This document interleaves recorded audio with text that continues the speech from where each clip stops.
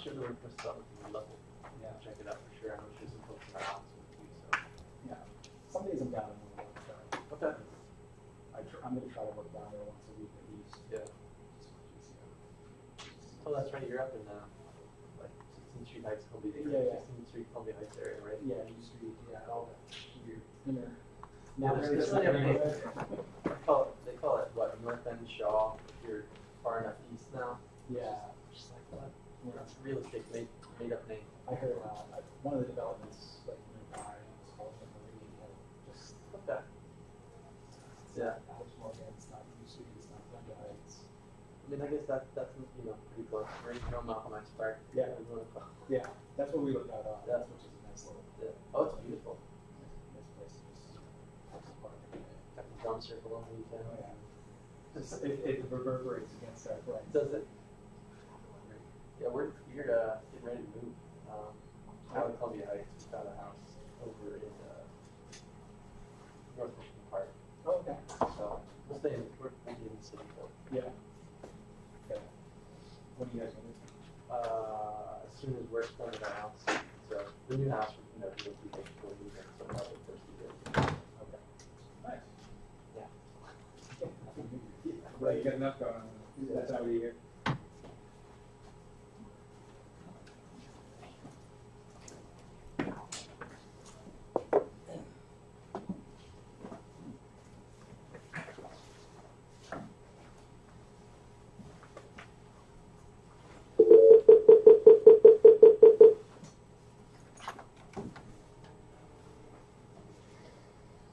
Welcome to the conference calling center.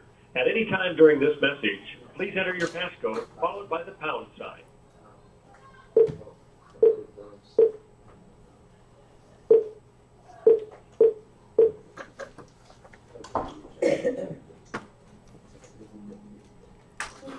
Your passcode has been confirmed. If you need technical assistance during your call, press *0. After the tone, please state your name followed by the pound sign. Lenora Hall. You are the first caller to this conference. Please wait while others join. If you need technical assistance during your call, please press * followed by 0.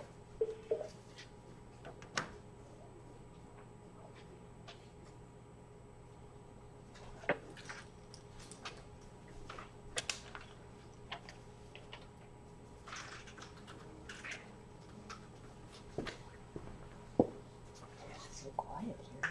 Yeah. Is that because you're already here? Everyone's a little late.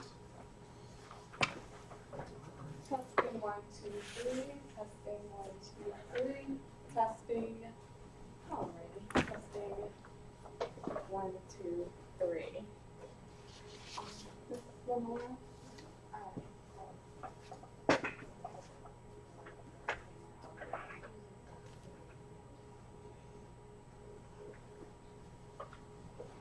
This is your normal microphone. This is your microphone for today. Okay. So everyone is going to have to speak up in order for the audio to capture. We don't have any other microphones to resolve this as quickly, so this is what we have. Alrighty. How did it start? It started now. It's So already I'm about to pause it just to make sure, just to, until you guys officially get started. Okay. So that is it for today. Okay. And I do apologize that I walked in, picked it up. This is not going to work. Alright. Okay. Do you need this area seat until things get going? I'm happy to. Sure. Good morning. Who's on the line? Good morning. This is Adrienne Henderson for DCC for Palmer today. Okay. We haven't started yet, Adrian. So, Okay, thank you. okay.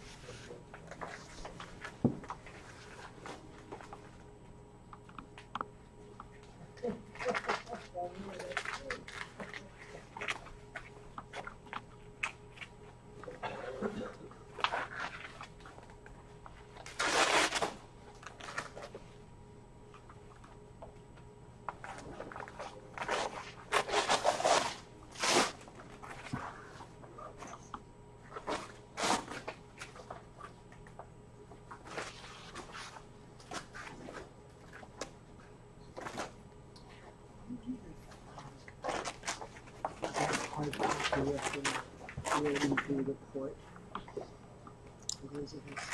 I mean, do you have access to the Dropbox? Do you have a Dropbox of all the documents? Okay. And I usually, Lance just puts everything, which is it's helpful. It's Yeah, just, yeah, if you just, yeah. if you have access. Yeah, I should. I mean, I have been on Dropbox on and off. I don't know how my lost my Gmail account changed it back as well. Yeah. Okay. Yeah, And then, how many pages is it? Are we talking 150? More No, like 60? I think it's probably more like 60 to 75. Oh, okay, so I can download it pretty. I can print it. I think, yeah. And if anything, that's probably like the body of the report, maybe not all the appendices. I find it very helpful when I'm starting out. Yeah. Have a paper copy. Yeah, I'm not. I can't relish the screen. I have a copy of the Clean Energy DC report. Hey, how are you? Good. Good. Hey.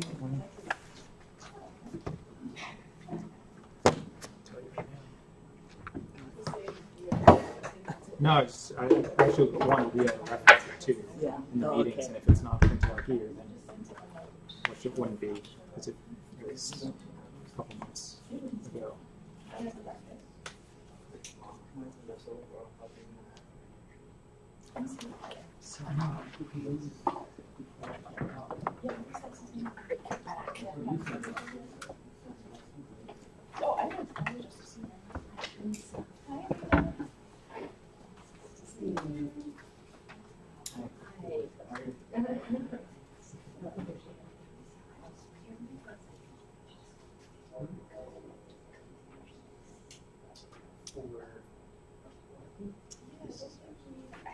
So, I have printed it up and read it yet.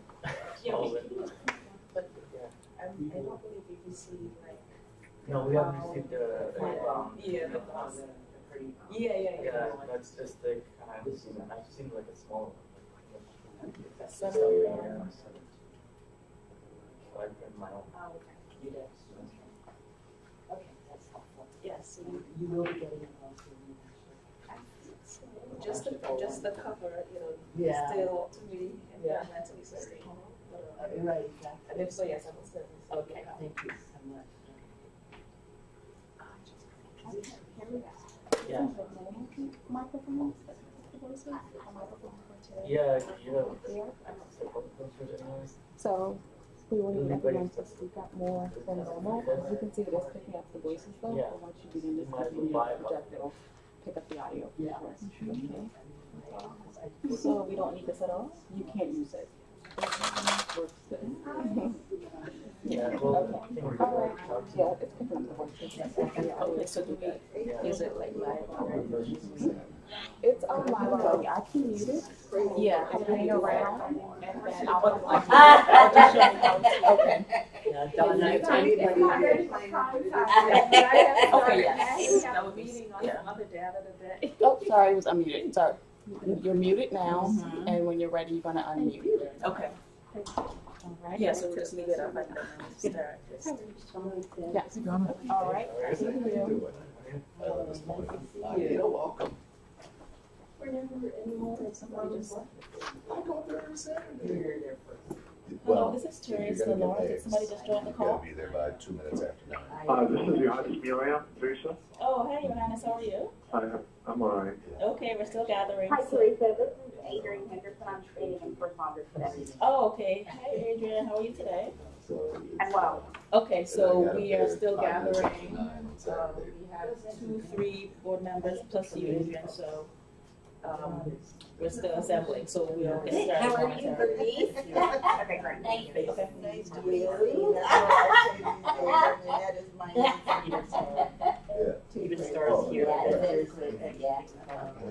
He's got. Thank you. The fruit cups. Oh, they do? Yeah. Okay, I got you. You got a message? Oh, yeah. Yeah. This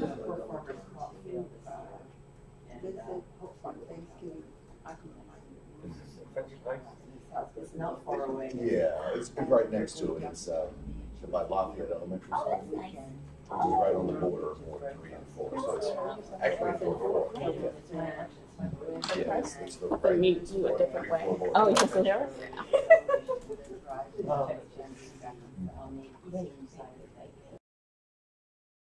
Yeah. Oh, okay. Oh, do you have it?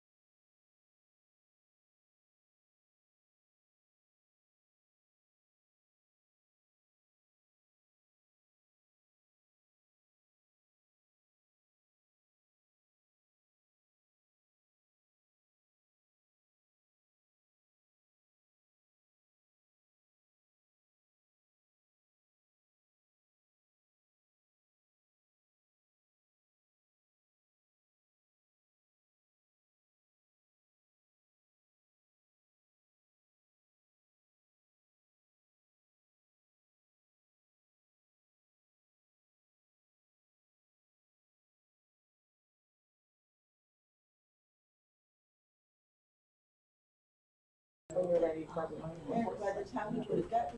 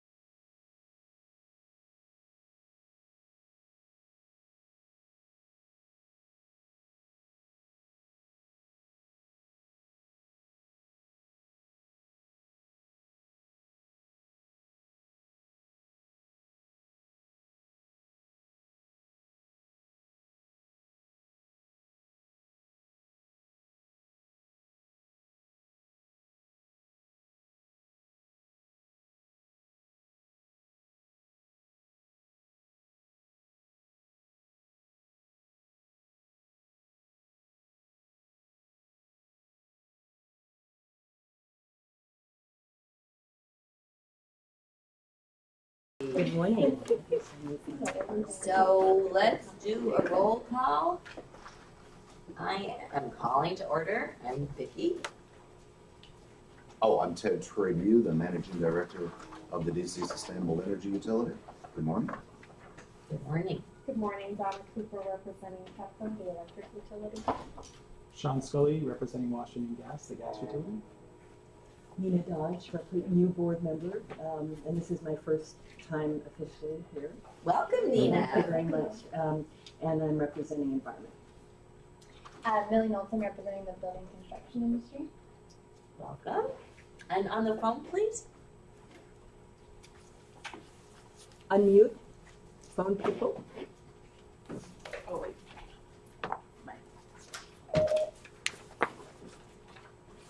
Hello, this is Teresa. We're just getting started and we're doing roll calls. We just went around the room and my apologies for not unmuting. So just to let you know, we have Sean Scully, Donna Cooper, Vicki Corman, Millie Knowlton, and Nina Dodge, as well as Ted Trabue at the table. And we are just going to the phone now to get those, the roll call for those on the phone.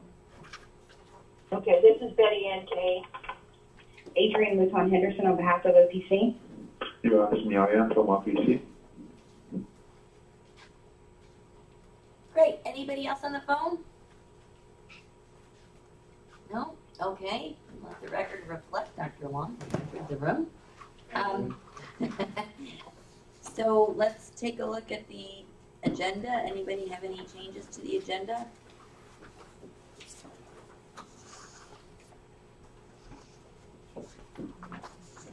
Okay. Hearing none, would somebody like to move to approve the agenda? Thank you. Is there a second? I'll second. Thank you. All in favor? Aye. Anybody opposed? Okay, let's go to the October 9 minutes. I had one question or comment, but I'll let you guys take a look. Extra copy. Does anybody need an extra copy?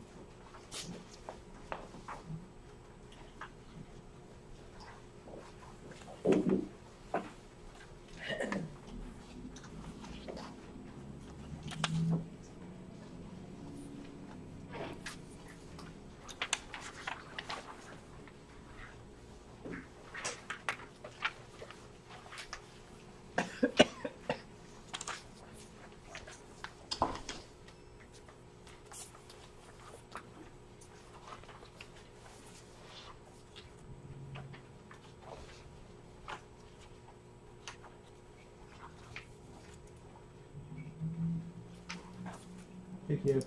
I have one. I wasn't on the phone for this meeting, so just let you know I wasn't in attendance in the last one. Okay. It meant just me on the phone. Okay. Just for appropriate roll call on the minutes. Thank you. Yep. Mine was the review of the expenditures. It says DC, SU typically spends between 6 and 7 million. It's more like 8 to 9 million in incentives annually. Okay, great. That was page, that was the last page. Yes. 8 to 9. Okay, great.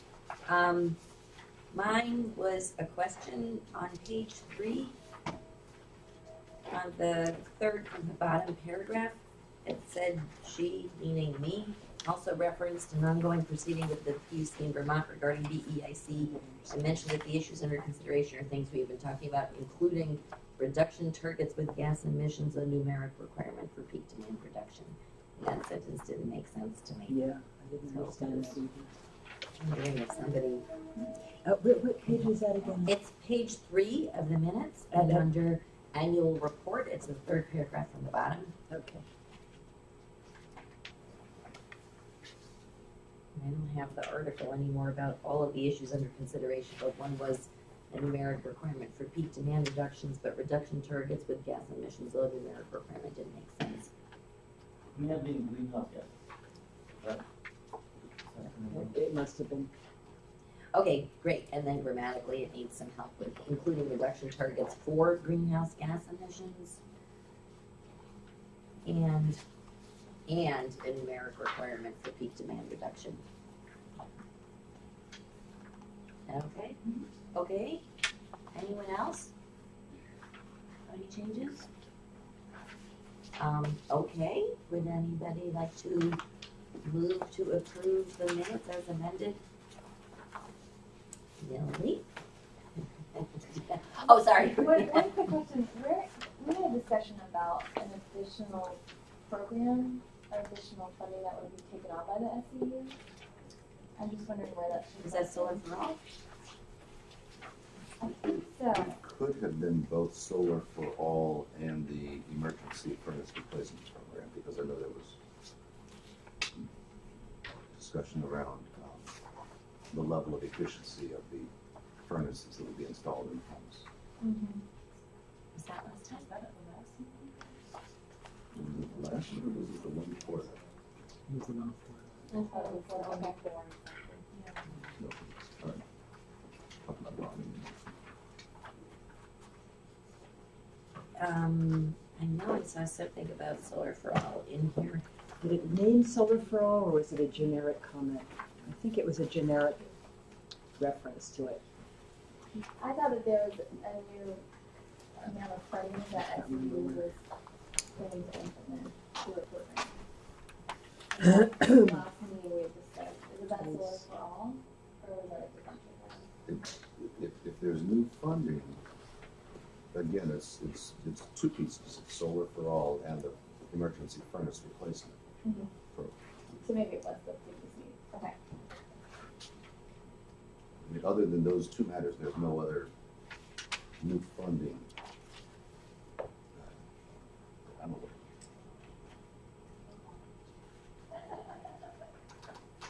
aware.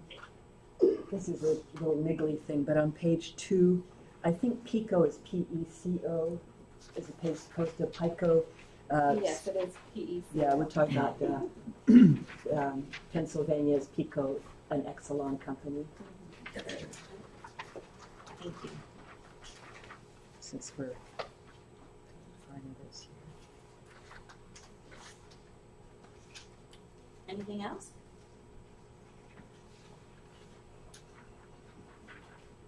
Okay, would somebody like to make a move to amend, to approve the minutes as amended? So moved. Thank you. Anybody second? I'll second. Thank you. All in favor? Aye. Any opposed? Aye. Thank you. Any opposed? Okay, great. Annual report update. So I circulated what we have thus far, which is 2 outlines and 1 piece of text. No, I'm sorry. Yeah, three outlines and 1 piece of text to invite comments on it. Since we're all really behind in our drafting, except for the 1 piece, thank you, Millie, for that. So we're not going to have a lot of slippage here. So we tried to circulate a doodle poll for a call the week following Thanksgiving, and to please ask people to get their pieces in during the week of Thanksgiving so we can talk about them and then make changes and amend, and that's probably going to be it we have time for. Again, I don't think that I'm not recommending this year that we do another 30 or 40 page tome like we had before. I think that the size of what Lily wrote was perfect, which I think that what the most value that we're able to provide as the board is based upon our areas of expertise or what we bring, what recommendations we might make or observations we might have. If we don't have any, I don't think we need to offer any. If we have them, I think we have our ideas and put them out there, but I think that it's a high level, this is what the board members think, and then we vote on them to say that collectively that's what the board thinks. If anybody has an idea or a different approach, by all means, speak up. Or we'll just, continue to progress. But it is really important, we did get dinged, the board got dinged by the Office of Inspector General for being late, so we really gotta do it this year and get it done on time. And the timing is awful since it's due December 29th. So, Vicki, recap then the timeline. So, I asked for written pieces in ideally this week, but no later than next week, Thanksgiving. Lenora sent around a doodle poll for a call in the week after Thanksgiving, where we could each exchange comments on one another's drafts. And I don't know the outcome of that poll. And then I believe that we were going to then circulate additional drafts and then discuss them at our regular meeting. There was supposed to be a second doodle poll sent around to see about rescheduling that December meeting because it comes on the same morning as one of the MedSys working group meetings that many of us are attending. And I thought I saw two of the same doodle poll. I didn't see a second doodle poll to reschedule the next meeting. So I thought the second one was for that, but we'll double check. But Okay. I saw two separate ones were sent out. I saw two ones, but to me they looked like they were the same poll. Oh, me too. Yeah. Okay, so I think the idea is everybody get their drafts in next week or Thanksgiving week. We talk about it during a conference call. We recirculate amended versions, and then we talk about them in the December meeting, and ideally vote on everything or tidy it all up. But I think we gotta move the December meeting because of the MedSys working group conflict. That whole week is bad. Okay, so we should do the following week. Well, I think if people could do it Friday, I think the MedSys meetings were Tuesday, Wednesday, Thursday. Should we double check that? I'll check. Yeah. I'll check right now. This is Adrian. Thank you. You're welcome. So I'm not sure if people would be able to do it on a Friday or, The 17th or 14th. yeah, though it's getting close. If we do it then that's, we have no slippage. I don't know if anybody has any comments on what I've circulated thus far. Just on the scheduling, Mm-hmm. it would be helpful if, I mean, I have no idea if this is possible, but if, since the MedSys meetings are grouped 1 week a month, it would be great if this board meeting during the period of MedSys was scheduled a different week than that week. Just in general, if we can avoid that week. I mean, I know with the annual report, it's a different situation, but starting in 2019, maybe for the first half of 2019, if we can just avoid the week of MedSys meetings, since they're half-day meetings. So, right, so that is our December 10th through December 12th. Okay, great, thanks. Thank you. You're welcome. And December, this meeting is 1 to 4, so that morning would be available if we had to do a meeting versus the Tuesday meeting. I'm sorry, which day? Friday. December 10th, the MedSys meetings don't start till 1, and then on Tuesday and Wednesday, December 11th and 12th, they run from 9 a.m., the break from 12 to 1, but they're 9 a.m. to 4, 9 a.m. to 4. Could we meet the following week, or is that just too late? Or maybe the 10th, Yeah, that's either the 10th or the following week. The 10th, the Friday, or the following week. Because if the 10th, it seems like the morning is free in terms of MedSys. the 10th of the morning is free, and Thursday and Friday are free as well. In the morning? Thursday and Friday, they're free all day. The MedSys Right, meetings 10th to run the 12th, right. sorry. all day Tuesday, all day Wednesday. Okay, so the doodle poll will be, maybe we should do the 10th, 14th in the morning. Donna, do you know when Petco's next rate making meeting? I need to pull it up on the calendar. We're going to check Petco's rate making workshop also, because that's another half day. Bear with me a second. Yeah, thanks.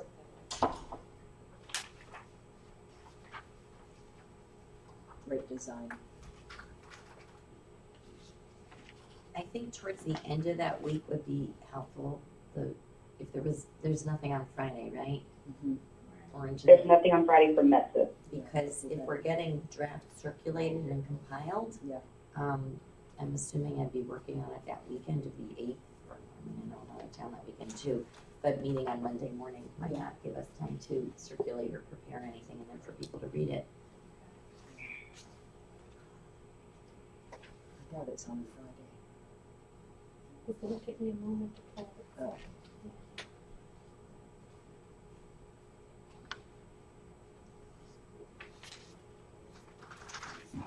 Could I make a comment on the I think, and I wonder, DOE may be able to help with this, but I think it would be helpful to incorporate some sort of legislative context or kind of in the overall themes, just to put in context what the SEU did last year, just to give kind of a high-level summary of the major changes that happened on the legislative level that would have impacted SEU. 17? In 2017. I just know that we had a meeting as a board and several proposed legislation came up, and it seemed like it was having a big impact on potential future SEU operations. I don't know if there's anything like that. Like green bank legislation and so on. Exactly. That would be helpful. And or if there is nothing, I mean, even something about any changes to the contract or any changes to the structure of SEU or to the funding of SEU would be helpful, I think. Relevant legislation. Mm-hmm. So we did ask, item 3 on here, which Dr. Long had volunteered to do, was explaining the changes to the contract. Okay. But in terms of the legislative context, is a good idea. Yeah, it's a good idea. Millie, are you volunteering to spearhead that? I'm happy to take a stab, but maybe I could collaborate with we have a point person on legislative affairs at DOE. Yeah. Maybe I could collaborate with them to see if there's anything relevant to include, just in terms of a high level theme. Sure, we can put you in touch with Mark. I'm just thinking out loud that this is related to FY17 and wondering what legislations we can harken back to. So wasn't He would know. He would know. But Green Bank was just passed. This wasn't passed in That was in 2017. 18. Yeah. He would probably know off the top of his head. Yeah. I can take that. There Is he here? Is there any legislation in 2017? We're having blurry memories. There's some in the Budget Support Act as well. That was relevant to the SEU? Yeah, that would touch on the SEU contract and also just coordination on different energy programs that the SEU would need to coordinate with DOE and what potential green on. So we could provide some requests on those. I think it would probably focus on what actually is required to be implemented in that area, right? Exactly. Yes. Great, thank you. I think that's a really helpful idea, thank you.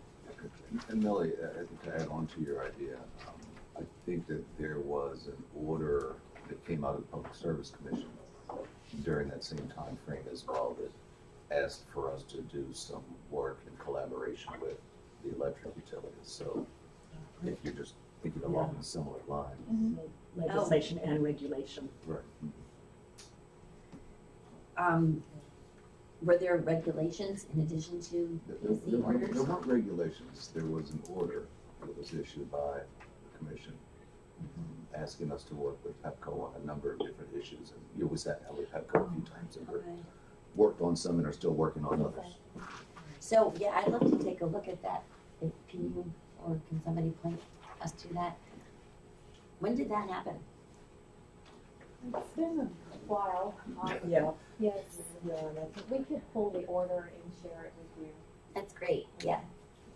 Those would be helpful to know as they happen.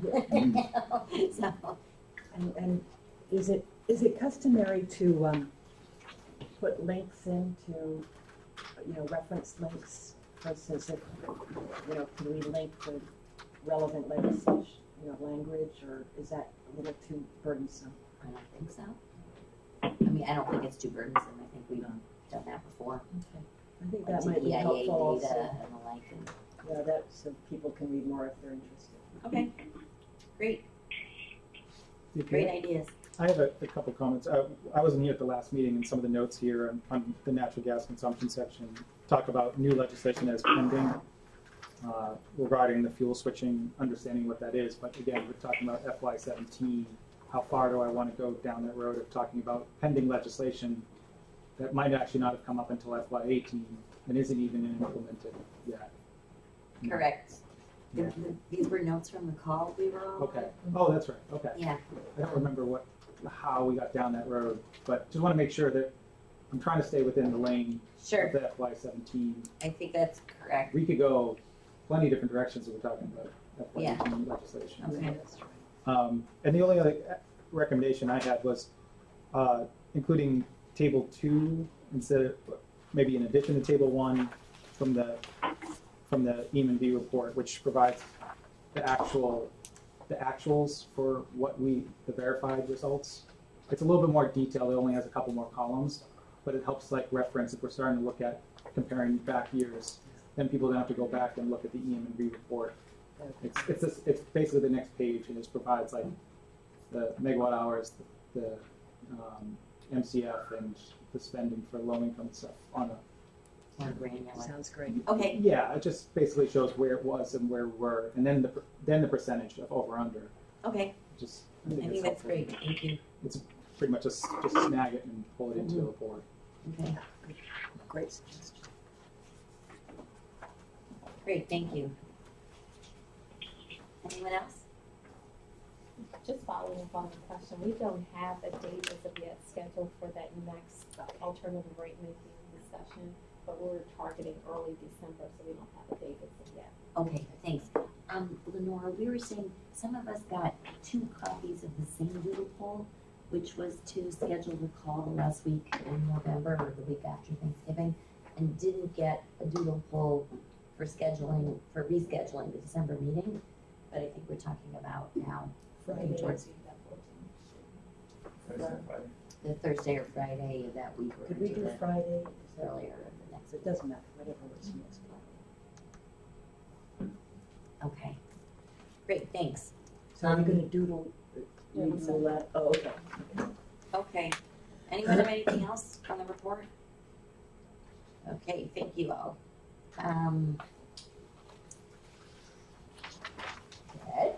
Just one question on the report, BT, especially as it relates to number 7. If there's any questions, are these going to be get requests from DOE or DCSE, or I don't recall who's writing this section. If I personally just put these down here as a map to help them draft their sentences. This was written by Adrian Luton Henderson, who was on the phone from OPC. This was an outline of what OPC was going to discuss, how they were going to answer the questions. I don't know. Okay. Yeah, and I also sent that over to DCSDU to get some further information, and I'm still waiting to hear back. Okay. Adrian, do you know who at the SU you sent this email over to? Ted. All right, we'll work with Ted to get these responses to you. And, okay, thank you. And Adrian, I'm sorry, as I'm looking at these, now you're talking about items 7, A through H? Yes. Yeah, and I also sent over previously, I think it was back on, I want to say October 29th. I have to look at my email. I sent you a very scant one, so that way we can kind of fill in the blanks together. And I know, hopefully it didn't go to your junk. But yeah, I can follow up with you and Lance offline after the call. Sure.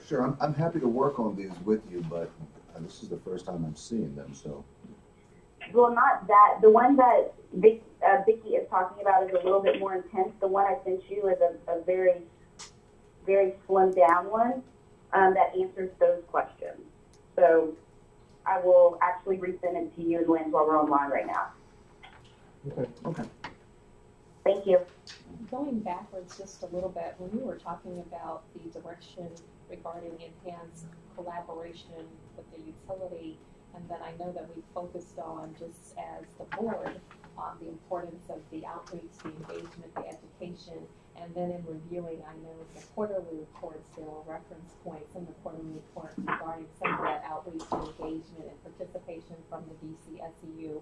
So is there an opportunity to ensure, and maybe we are, including a section regarding that outreach, the engagement, the education in this report as well on an annual basis, and capturing that in this next report? Am I overlooking that? No. I mean, that's a good point. I think there was a section on it, but and do you mean by the board or do you mean by the SEU? By the SEU, exactly. So just capturing, having a section that captures that. Sure. If you, and I'm looking at our marketing director back there, it was not in his head, but if you wanted to see some statistics about our outreach and efforts in the public domain, I know we presented some of them to the board in the past. Surely we could show you those for the FY17 report, you know, those kind of cumulative numbers for the year. That would be helpful, as well as some qualitative information as well. Sure. So like you said, we produced that in the quarterly reports as well as it would have been included in the FY17 annual. Exactly. Thank you. One question about the low income section, number 7. We discussed at some point the change in the numerator versus the denominator and how it's calculated.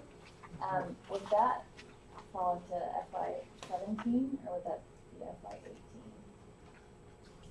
Now, this was going back to one of the things that we clarified since under the old contract, how we would be measuring the numerator versus the denominator.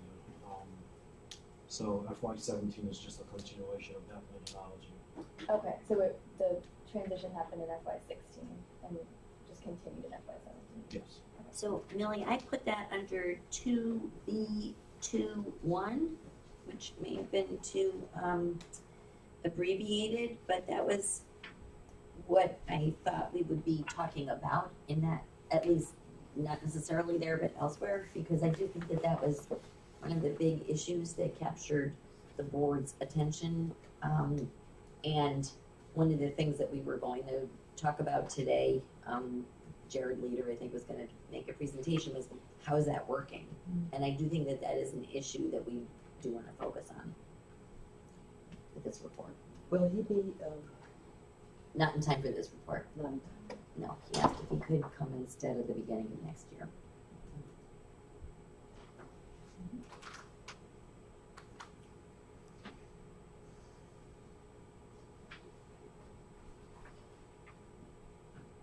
Okay?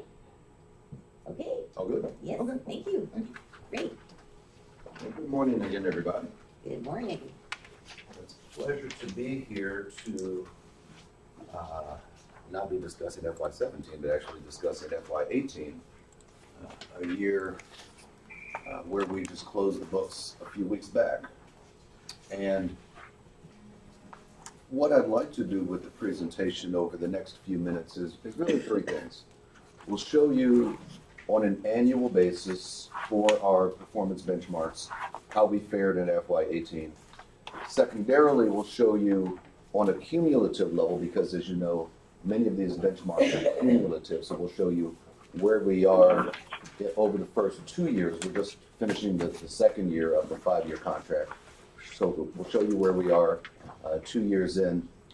Finally, we will show you in terms of the overall 5-year contract. As you know, the energy savings goals are cumulative.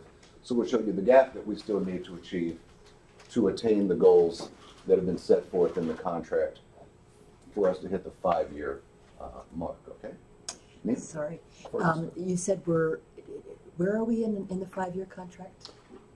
I will be reporting on FY18 results, which is the end of the second year of the 5-year contract. Thank you. The contract started in October of FY17. 17. Yeah. And we are, so FY17 results, as you guys are just discussing and you're writing your report, FY17 results are in the book. These are the unverified, I want to underline that word, unverified. EMV has not started on these numbers yet. These are the unverified results for FY18. Clearly, you will, the consultant NMR will come in and start their verification process. I don't know about the timing of that. That is something that is, you know, Dr. Long and Dr. Lawrence will, you know, clearly, know when that process will start. They can speak to that if that's of interest. But these are our preliminary numbers that we are showing to the board for the first time. Okay. Any other questions before we get going? All right. So who's running this? All right. Thank you, Dr. Lawrence. these two graphs here, and let me show you how we've kind of broken this out, represent where we landed in FY18 for the electric savings goal on the left and the natural gas savings goal on the right. The black bars that you see are the maximum amount that we had to achieve per the contract. I've left the minimums out because it's really not worth discussing them at this point. We exceeded the maximums, as you can see. That's a great step. That's great. No, Thank you. That's wonderful. Yeah. Thank you great. very much. I really thank you. Somebody. Exactly. No. Wait until you see.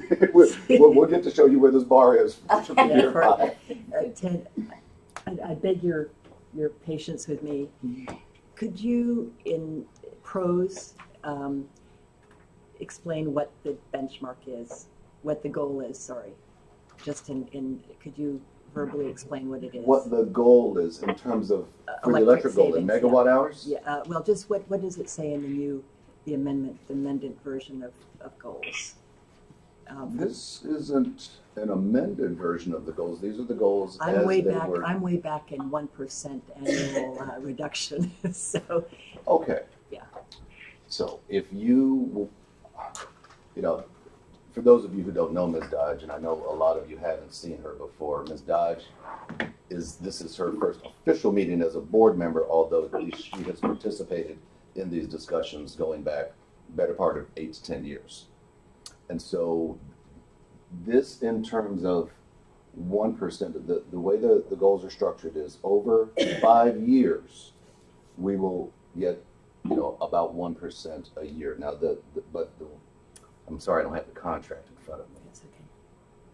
You would see for electric, not for gas, but you'll see a ramp up of the amount of work that has to be done.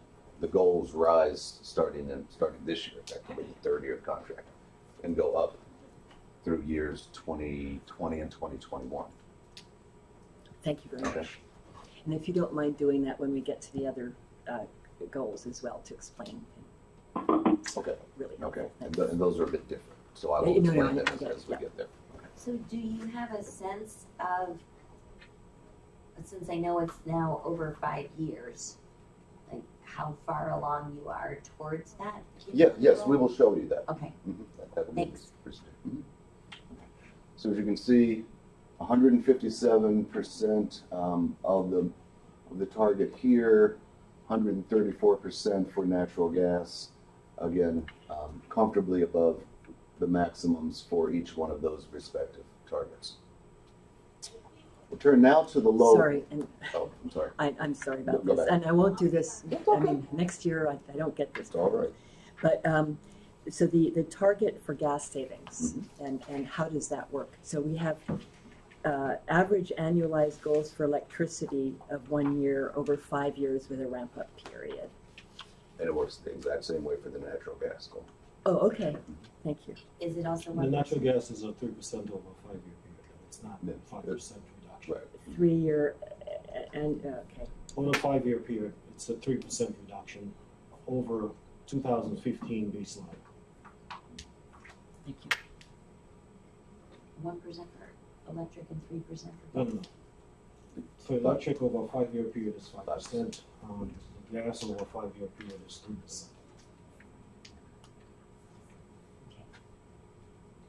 And over FY 2015 baseline. Yes. And that's a baseline for electric too. Yes. Okay. Do you track lifetime savings? We do. You do? Yes. Okay. They're reported to you quarterly and annually.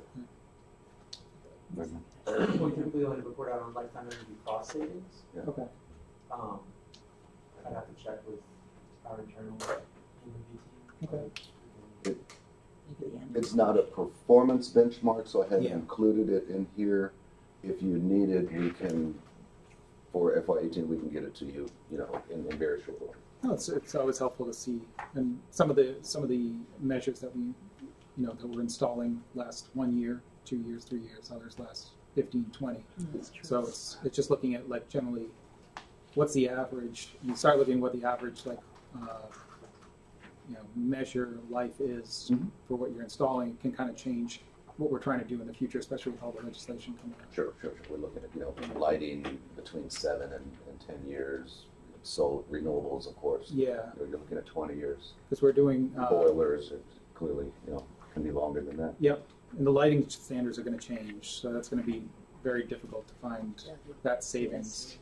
And so we generally see, we'll probably see a shift, on the residential. We'll probably see a shift going forward to longer measure life measures. The non low hanging fruit. Yeah. But I thought that was a potential barrier or a problem because the accounting that we were using, and I don't know if it's for the performance benchmark or otherwise, was only looking at year one savings, not lifetime. So in other words, there wasn't enough credit being provided potentially for technologies that may be more expensive but may give you better bang for the buck over lifetime. Am I misremembering? Or conflating something? I don't know. I mean, lifetime is just a very helpful to look at in just the overall context of, like, is the program building towards savings over the next 20 years, or like, what is that? What you're getting? But like when the lighting standards change, and a lot of these programs on the electric side tend to have a little bit more outsized lighting programs because they just they get a lot of savings. Low hanging. Yeah. But when the standard changes, then you can't actually get that. That's the baseline now. Right. So you can't go much above that, and it's going to cause challenges across utilities to try to find that sort of savings. And I'm just wondering, as we start moving towards that not being a bigger piece of the pie, what measures are we going after on the electric side? But I mean, it changes on the gas side too when they change water heater standards and stuff like that. So always a challenge that we have to look at when managing these programs. Right. And are those measures or tracking devices something that the SEU is able to incorporate so that where the SEU is making a contribution, it's able to be, it's displayed, it's manifest? I was under the impression from some discussion a while back that there was that the accounting mechanism that was used was rewarding year one savings, not lifetime. Yes. So therefore, certain technologies may not have been invested in or discouraged because they were going to be like expensive furnaces. They would have been producing more lifetime savings than year one. And I thought that there was discussion as to changing the accounting mechanism so that you guys could be rewarded and compensated and incentivized to install and invest in things that provide. I remember bits and pieces of this conversation, maybe not the totality of it as you're drawing the conclusion. Because as I can recall, there were discussions as what you just talked about, because obviously the cost that would have been associated with the ultimate investments in those particular, new technologies or new systems versus the actual benefits. And there was that particular overarching concern regarding more so, if I can recall, the cost dynamic associated with that versus the actual yield as well. Okay. If that's something that, if that's something that the board wants to visit and to think about, we're happy to do so. I haven't prepared anything like that for this presentation today. These are just talking about, our current goals and the metrics and where we landed against, the benchmarks in the contract. And what we're doing is we're getting, we're doing a little research right now to give you a cost estimate for lifetime savings for 17. You don't know,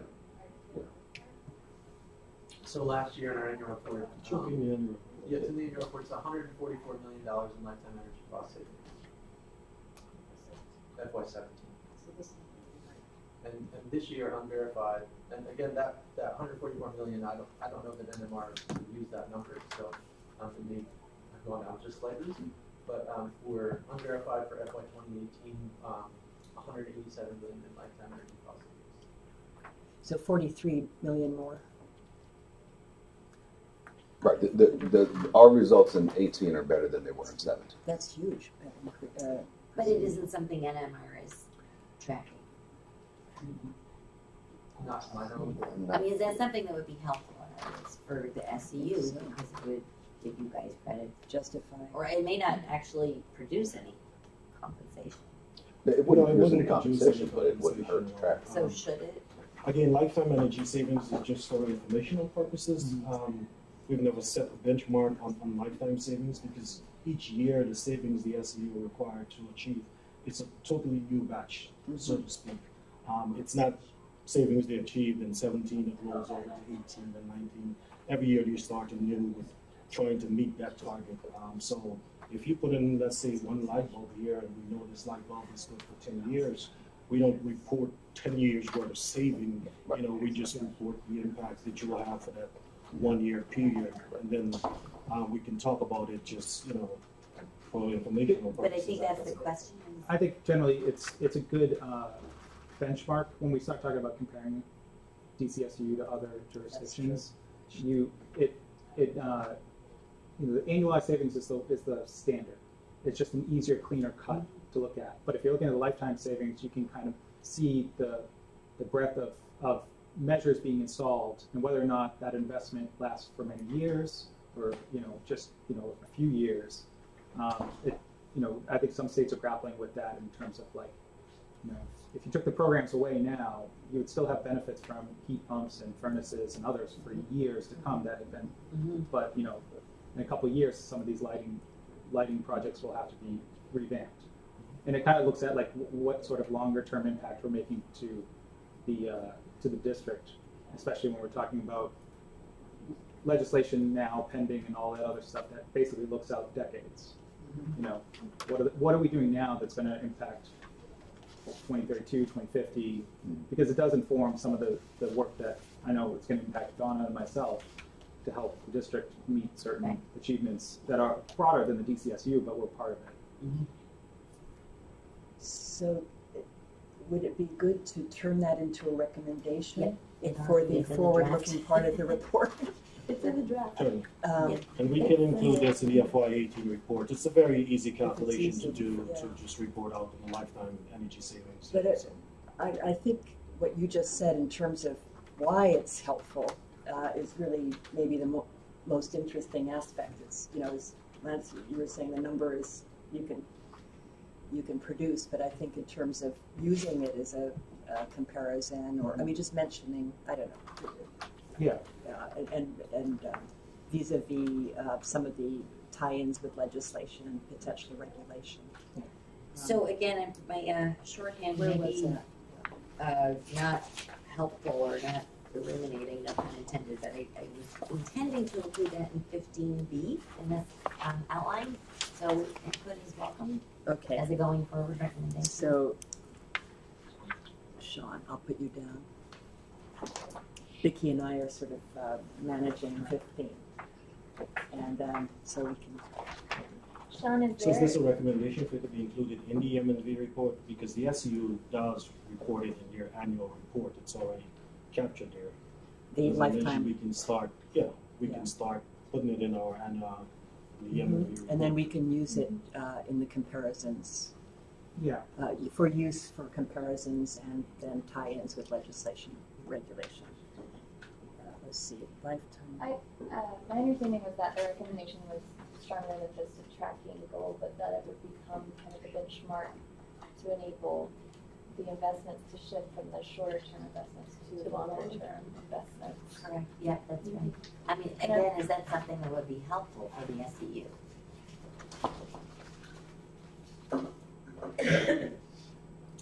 As we sit in the middle of the contract, that would require a very serious conversation about how we, change it.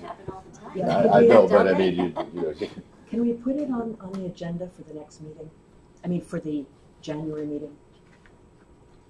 Yeah, maybe this is really in our going meaty forward stuff, and it seems like something worth some thought in presenting, and Sean, before we close it off, I'm curious, you were indicating that there's some discussion in the broader industry of exactly this. So is there's some discussion about changing from annualized, first year electric savings to a broader view? No, I think it's more of the lifetime savings can be represented by, it's like a mix of the short-term measure lives and longer-term measure lives. You know, it's essentially looking at how much that annualized savings is multiplied by how many years it's going to be in service, the useful life of the measure. I think the broader the discussion, this one going on right now, it's been ongoing in Maryland, is looking at, well, certain programs, I'll give an example like behavioral energy programs. They're 1 year measure life. If you took the programs away, there's very little savings after you stop delivering, you know, behavioral insights to customers. They're good programs. They're really good programs. They just have a short measure life compared to system improvements, large boiler replacements and such. And it's been raised as like, what are we spending money on that has a longer term impact on businesses and homeowners? So I think it's generally speaking, you know, you put in a boiler, it's going to be somewhere between 15 and 25 years of energy savings. You know, is that a wiser investment of ratepayer dollars versus something that if you took it away today, there would be no savings next year?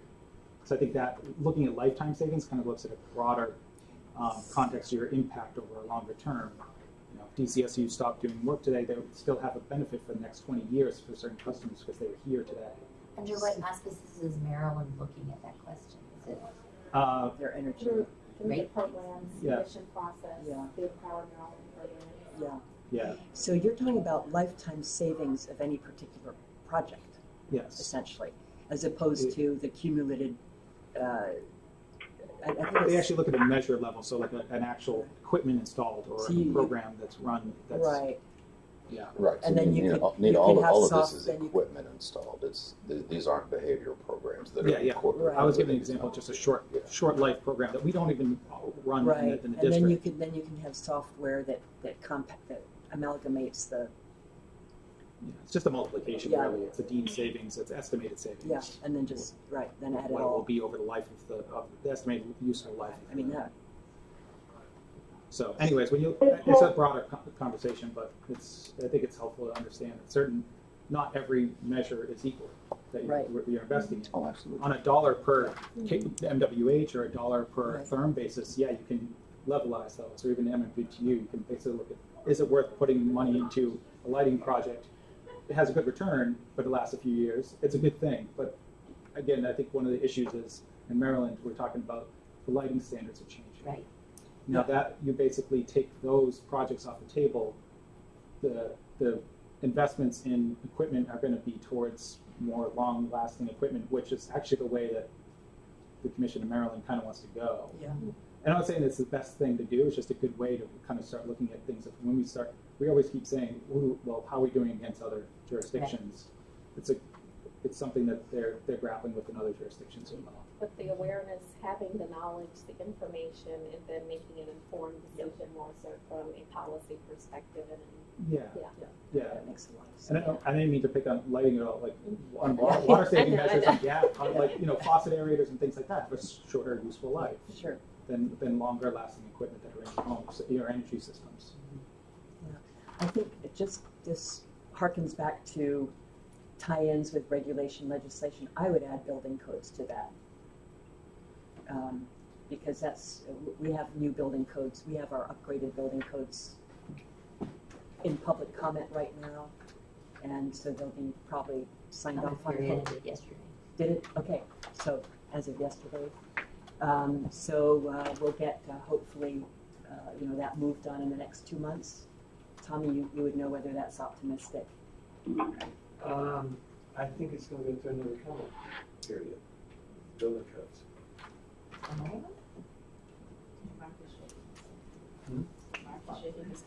my understanding as well. And explain that real quick, why it goes through another building code comment period. I believe they have some substantive changes they want to include into rulemaking, and so they'll be released. They being? This is DCRA, Department of Consumer and Regulatory Affairs.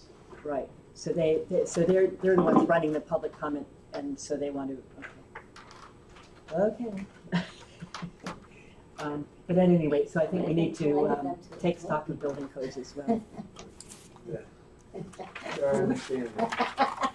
Ooh, That's our worked really hard to get them in yesterday. Well, you can't trust that. Yeah. Okay. I mean, they may decide they're not substantive enough to require it, but Mark thinks they will. Oh. So we'll know for sure by next week. Okay. Thanks, sorry to make that. We'll get to your second slide eventually. Pardon me? Dr. Lawrence has someone on the phone phone wanna wanted to comment. Okay. Yeah, so my question, Ted, is that if you're hesitant because you're in the middle of the contract, and that would be a modification of the benchmarks, and it would kind of offset your annual review in terms of meeting benchmarks. That's a question. It's a matter that we would like to consider carefully before we, jump into a wholesale discussion of, again, changing the benchmarks midstream. I think, as I look at these benchmarks, the way we have to split a dollar is got to go in about 6 different directions. And then to add a 7th to it only further complicates the already difficult work that we're trying to do. That's why I'm sorry, I get reflexively hesitant about, now we're going to go in a whole new different direction or an added dimension on top of what has already been a very complicated set of benchmarks to hit. I mean, for those of you who are familiar with programs in other states, they don't have the social equity work bound into them like we do. The work we do with low income, the work we do with creating green jobs, the work we do with certified business enterprises here adds to the complexity of what we're doing. Far more than it is done in a lot of other states, and therefore I could say those things because I understand. You're cutting in now, I can't hear you, but I was asking you that question because it's more complex than just changing benchmarks, and so that's kind of what I was trying to ascertain. Thank you, Ted. Okay. Can I just say that the reason I raised that was more to kind of inform future things. I was by no means saying that we should change that benchmark now. I totally hear you on that. You're already getting pulled in many different directions and how you reach that benchmark. This is just to inform. There are going to be changes in the next few years in both the DC landscape, but also standards, code standards, and everything everywhere that just change the way that what projects you go after in these programs to reach these targets. And it's helpful to know maybe the next 5-year cycle that that maybe lifetime savings is one of something that's tracked, but maybe not as a goal. Right. Because I mean, the discussion this morning is lifetime savings. The discussion over at the city council and in other quarters is greenhouse gas and CO2 reduction, and layering all of that onto. But that's that could be the same thing, actually. It could be the same thing. Well, but anyway, back to my recommendation that we make this an agenda item. Yeah. Maybe even a theme that we explore for the remainder, for the next period, and that we have presentation, that we do this in a systematic way. I think in terms of marrying the SEU's work to Clean Energy DC, this is extremely, is fundamental to that discussion. Again, I mean, it's much larger than any one person in this room or any one group in this room. So Right, and they're on there now. And maybe the issue is recommending evaluating how to accomplish them, whether to accomplish them without causing too much disruption. Because I think the good thing about the 5-year contract was that it gave enough flexibility to make some different kinds of investments than were done before. The bad thing about a 5-year contract is it can lock you into some performance benchmarks that might end up becoming, not as useful in terms of achieving the objectives. And the only comment that I wanted to make, it is inherent that the goals, the purposes of the DCSEU to be in alignment with the direction of the clean energy. It's a matter of the other things that have been put on the table, the level of investments, the yields, the dollars that are associated with new technologies coming online, what type of changes are made, juxtaposed against what Ted was asked to really put on the table, which are particular goals that we have identified as the District of Columbia that are priorities as well, that sometimes complicates that just a little bit before broader societal goal and benefit. Absolutely. Understood, And that's why it's a topic that's much larger than today. Right. Shall we let Ted And move to that's, page 2? and that's why we clearly track and report on some of those other goals like lifetime savings or GHG reduction that we know are important to the city. It's not that those goals aren't achieved through the work that we're doing here. But I'm just, again, reporting this morning on, these are the benchmarks against which we are truly measured every year. So just for our purposes, is this going to be on January's agenda or not? Because it would require some amount of research if you're asking the DCSU to take a look at SESU versus DOE. In the past, we've always contracted out this work because it requires a lot of careful analysis to make sure there are no unintended consequences. Just the mere essence of this discussion. I don't know that it needs to be on the agenda for January. I think at least what I was understanding that we were talking about doing was, as the board in our annual report, recommending that there be exploration of these issues as we go forward, and whether that means you guys do a contract, we start talking in January, or we're ready to talk in March or April. I don't know that that's, that it would be that prescriptive a recommendation. I recommend that we have, even if it's a short item in January, it's not answering the question, but that it's framing it. What needs to be done to explore this, and then maybe even a brief kind of skeletal recommendation or of approach, and then we can discuss amplifying that a little bit, and that would be a kickoff. I'm not answering the question, but how to frame the question. And just in alignment with that, I would like to defer somewhat to inputs from DOEE as well as the DCSU to help bring that substantive information to the table so that it could help inform that framework and direction. In terms of helping to frame how to move forward, if, say, we had a discussion and there was agreement that a change should be made, would that change be made by DOEE, or would it need to be a statutory change? Any change to the benchmarks has to be mutually agreed on between us and VEIC. It's a contract modification. Okay. So it wouldn't have to go to council, it could be. Right, it's a contract modification. Council generally moves, goes to that amount. Okay. Like if you modify more than $1 million, you have to go to council. If we were actually going to recommend a statutory change to a benchmark from what's in the current. The benchmarks are currently written Yeah, into statute. No, not all of them. They're contracts. Benchmark program is not. We created that. The which? The leverage benchmark. The financial. We interpret it as. Can do it by contract. Somebody was on the phone, I think. I was just also going to say, isn't this a discussion that's also occurring in Vermont with the? It's not a PSC up there; it's something else. Pardon me? Public Utilities Commission. Yeah, with looking at VEIC and also talking about aligning some of the performance, however it is that it works in Vermont, with contemporary goals since it came into existence, like greenhouse gas reduction targets, and that was part of some of what prompted this discussion now. Right. And I'm just wondering if they may also have, the Vermont side may have some help. I would welcome bringing in some of my colleagues from Vermont who are closer to those discussions. I just, keep myself busy trying to keep track of what's going on within the 63 square miles of the city. Yeah, I was just following up on Dr. Cooper's suggestion about hearing from the sages. Whether it's January or February or March, again. And it could be further out, but wanting just, when I say that, to have a productive conversation, getting the inputs, like immediately you interjected certain concerns. So having the opportunity for the SCU as well as DOE to help to inform those discussions that we would have. Sure. Yeah. Much appreciated. Do I dare go to the second slide? Tommy, when is the public, is there going to be a hard copy version of Clean Energy DC published that we can actually? You can print it off. So okay, so we do our own printing. I mean, for some of us, it's very expensive. Did we, I think. Are we gonna have, somebody like we do with, Sustainable DC, or we're gonna have that put into a?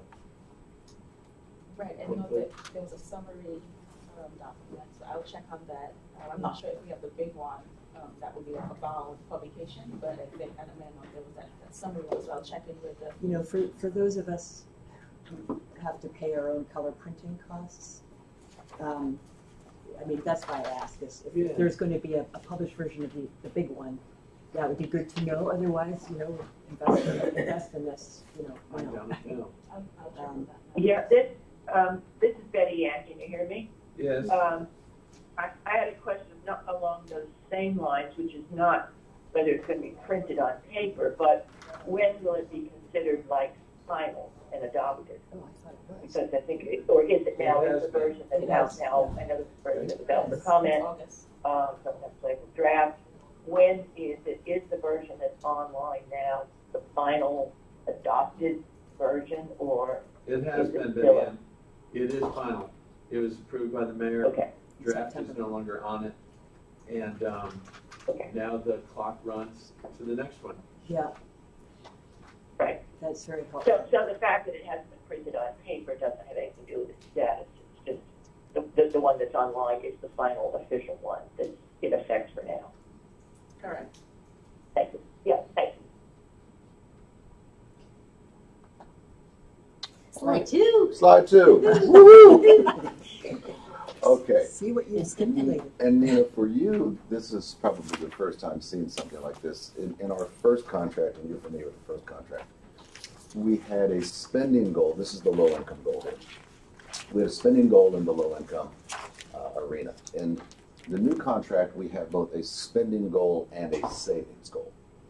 So we have to spend at least 20% of our funds in income qualified housing, shelters, clinics, and the like, and then achieve at least, maximum, to hit the max goal for savings, 10% of our overall savings in the program have to be achieved through the low income spending. So there's both a spend and an impact measure here.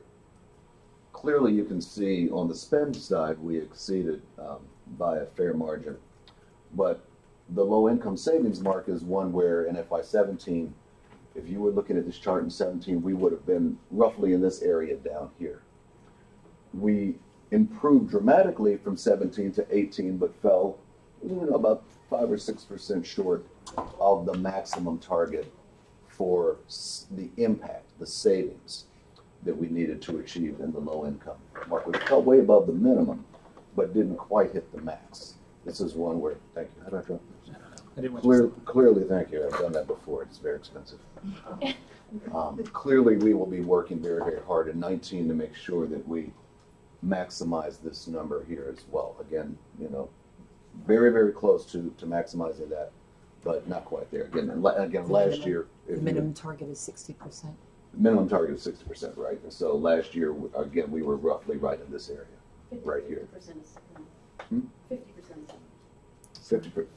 is minimum. Okay. And so yeah, you can see we're up at about 94% this year. Much improved. Again, this is the one area where we didn't quite exceed the maximum. Okay. Do you cover health and safety measures? No. You don't? Okay. No, only energy. Only energy. I mean, when you say health and safety, would you say like lead remediation, mold, and things like that? Yeah, anything you would have to do before you would do a project or? No. Okay. Just wondering if that would have an impact on the savings. If a certain amount of the spend was going to health and safety measures, then clearly. It would clearly detract from the goal, but no, they weren't. So health and safety measures. Okay. Slide 3. You know, here, and Nina, I'm picking on you a little bit, but yeah, no, that's fine. This goal is identical to the goal that was established in the original contract back in 2011. 88 full-time equivalent jobs for DC residents earning at least living wage who are on certified payroll and again working in support of DCSEU programs. And so last year we were at about 84 FTEs on this one. This year we hit the maximum at 88. So yeah, again, a few more jobs. Better reporting from contractors really contributed. You know, we tracked the hours that the employees are working from the various contractors, to build up to this number. It's not the exclusive input, but it's one of the key inputs. So a little better tracking this year, I think, really helped us get to that maximum target this year. Now over here on the certified business enterprise spend, we have a subcontracting plan that's approved by the city every year that sets a target for us. And we exceeded that target by a fair amount this year, utilizing 15 different certified business enterprises through the delivery of the programs here in the city. So we very, very happy to exceed our CBE goal. Once again, this is a goal that we've exceeded every year. This is one of those, when you talked about, Vicki, statute, this is a statutory goal. This isn't one that's in the contract as a benchmark. There's no performance incentive associated with this, but this is a statutory goal. We're very proud to work with certified business enterprises here, so we're happy to report on this one, every year as we do these reports. So the maximum is? The maximum changes every year on this one. And let me, if you want to indulge me, if you want to talk online, I can tell you why that changes a little bit every year. But it really depends on, how we tell the city we're going to deliver our programs. Some of the dollars that we spend are contractable. Mm-hmm. In other words, we're going to hire a contractor to go out and install lighting measures and boilers and HVAC systems and the like. Some of the measures are not contractable, like salaries that we pay employees, the rent that we pay is not contractable. So the city doesn't hold us to a CBE spending target on non-contractable dollars. And the 100% line is what the city established for us for FY18. Like I said, this number changes every year. The number 88 is stagnant every year, but this CBE number will change every year through a negotiated process with the Department of Small and Local Business Development.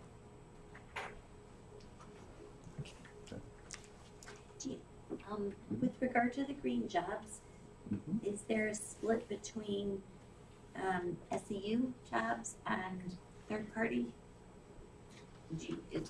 How many are SEU? This is actually, there are more inputs than that. Okay. So you would have base jobs in the office of staff. Mm-hmm.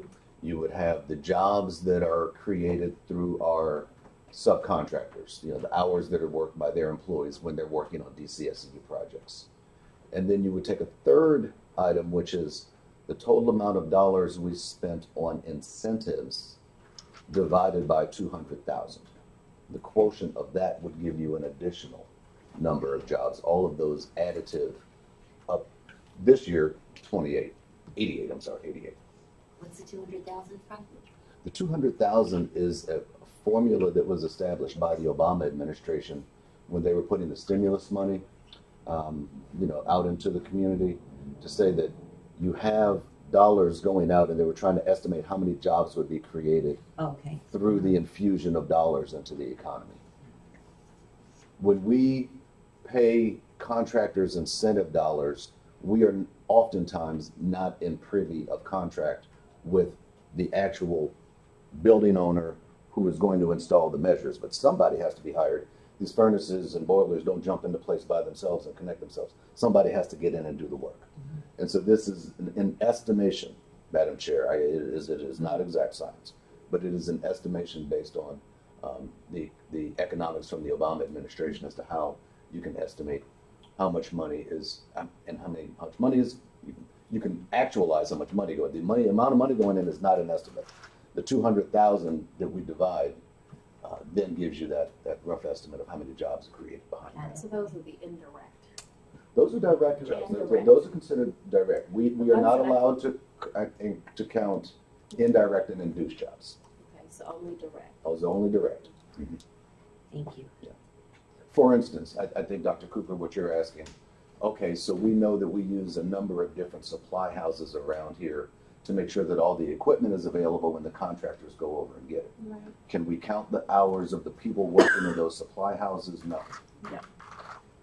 Those are the indirect jobs that are created, but we don't count that in this calculation. They're not green. They're green jobs, right, but they're not what are called direct jobs. Okay. Next one. They'd exist without SEU. One could make the argument that our involvement with these companies helps support Yep, their it's true. employment. Create a And that's market. the argument that we make. Exactly. Yeah, this is more work that's coming through the supply houses and things here in the city. You know, we got to deliver 400,000 or so light bulbs that were sold every year. Somebody's got to order them, deliver them, stock them, put them on the shelf. You know, these are jobs. We're not, again, not counted in the calculation that I just showed you, but it's work that's being done. This last one that I'll show you for the FY18 annual results will show you our total renewable capacity. This is solar, effectively. The goal here is a megawatt a year. As you can see, we were almost at 2. So, and none of that, again, we've not been doing single-family work for a couple of years now, so this is all in commercial, you know, government office buildings. And that's your decision. That's not, the Yeah. formal goal is 1 megawatt, and Right. it's just Yeah, the program goal is decision. right, programmatic decision as to how we get there. Okay. Now we'll flip to where we are vis-a-vis 2 years in, and I'll just show you the electric and the gas savings. So again, cumulative goals. If we had hit the maximum electric, well, we did hit the maximum electric goal over the 2 years now, because I'm reporting numbers. We are here in terms of having exceeded the 2-year maximum, and as you can see on the right, ahead on the natural gas side as well by a fairly healthy margin. And so, you know, again, you know, staying, you know, we exceeded these goals last year. We exceeded them again this year. So clearly, you can see the above target for the 2-year max reflected in this chart right here. Is that? Yeah, I'm just wondering, in terms of the 5-year annualized, so for the electric savings, this is 2 years out of the first 5-year contract. So Yes, the next slide is where we are vis-a-vis. oh, 5 I'm years. sorry, jumping the gun. Sorry. That's okay. You ready for that one, Tracy? Yes. So this is where you'll see, okay, 2 years in, we have 3 more years to go in order to hit the maxes that were set out in the contract for electric here, gas in the middle, and renewables on the far right.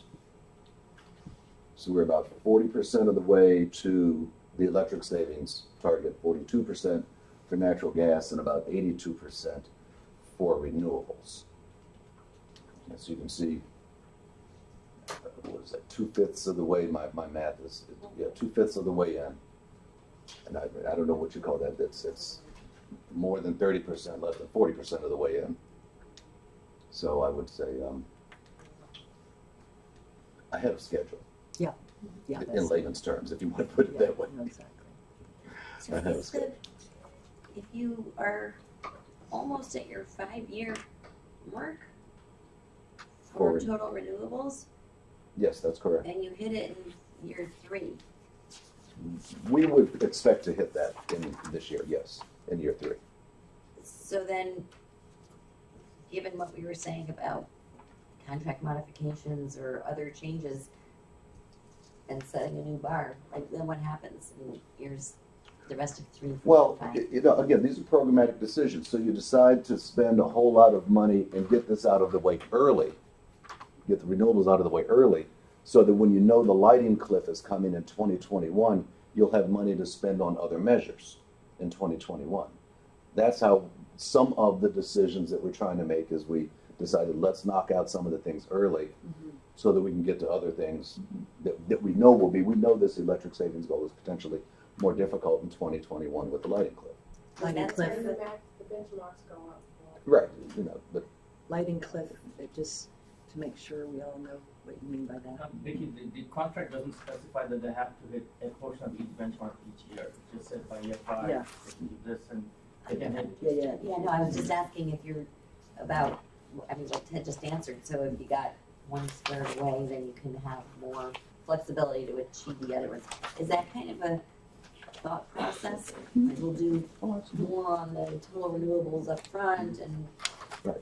save our energy, Save our money, for our resources, yes. when the lighting cliff happens. Is that the kind of thing that was in the strategic, like where would that be discussed or contemplated? in our offices. As we sit on a weekly basis and try to figure out how we're going to hit these goals.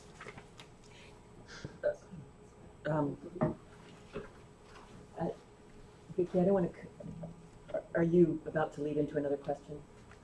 I have a couple of questions about the renewables. That's 82% of 5 megawatts. Of 5 megawatts. Thank you. And that's for the right 1 megawatt a year. Now, in terms of spend on that, where are you on that? There's no spending target associated with that. Okay, it's just getting there. It's exactly. Okay. It's an installed capacity goal. It's not no spending. Okay. The only goal where there is a spending requirement is if we back up a couple. Remember the low income goal that we were discussing? Yeah. You have to spend there. And additionally, of course, you have what we call the 80-20 split, where 80% of our revenues are derived from Dr. Cooper and the electric company, the other 20% from Mr. Scully with the natural gas company. And so we have to spend roughly in proportion to the revenues we receive from the respective utilities. Okay. So we can't take all of our money and go spend it on gas or electric. Right. Here we have to spend. So is the 80-20% split reflected in the renewable capacity as well? That would be electric, yes. That's all electric. Mm-hmm. Okay. And I'm going to ask the team if we did any solar thermal from 17, but I know you didn't. I don't see any hits. Okay. And then a question about battery storage. Do you have any battery storage with solar or with anything else? That's been installed as part of these programs? It's FY18, yeah. Or an FY18, no. No, and is there any on the books for FY19? No, we're early on in 19. We are looking at lots of different technologies, including battery storage. Okay. Storage would be a demand shifting measure, and we do energy kilowatt hours, not kilowatts. So demand helps you switch to later, or earlier in the day or later in the day. And we're not a demand switching; we're a use reduction. Right. Now, if we go into emissions measurements and reduction, then that's where storage comes into play, and so that's something for that other and then okay. So I think we need to kind of hold that thought. Our current benchmarks are not aligned with that type of measure, but if the benchmarks change. Okay. And Thank you. And the final slide is not a benchmark at all, but I know that very regularly the board is concerned about what type of earned media we have. Again, I want to thank Director Wells for co-authoring a piece with me last year. That was there is actually a shrieking noise.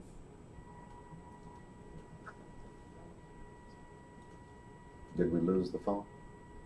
Oh, that could be. I don't know. Is anybody on the phone? I stopped. If not, we can end it. Maybe they're muted. If anyone's still on the phone. Is anyone still on the call? Is anybody not muted? Is anybody muted? Okay, we're going to disengage. Oh. Hello? Somebody just. Okay, we'll disengage and reestablish the line. No, hey guys, Hello? Hello, it's Betty Ann. I just had to sign out and sign back in because I was getting a very loud squeak on my phone.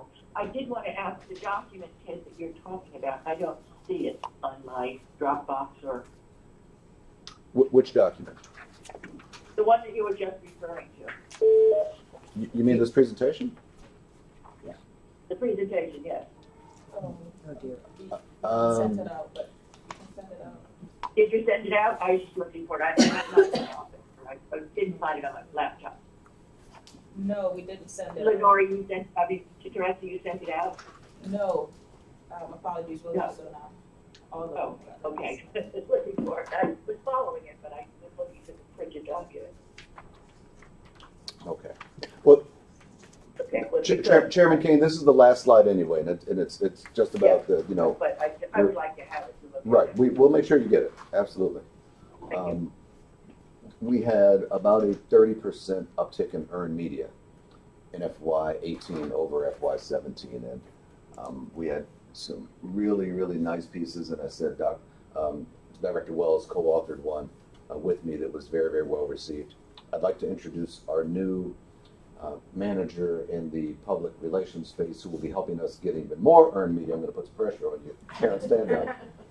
Karen just joined us last week. Hi. And so you'll be seeing more of her in the future, and hopefully more of the things that she helps us promote the activities that we're doing and increase. That's part of the outreach to the public, letting them know what we're doing, how the benefits that they can receive from the programs that we're offering. And so we want to make sure that we do a whole lot more of that in FY19 and beyond. Where was the Wells Trade View article? That was published. Where was that published on? In a few different. I want to say. But was it business? No, it wasn't the Business Journal. Green Biz.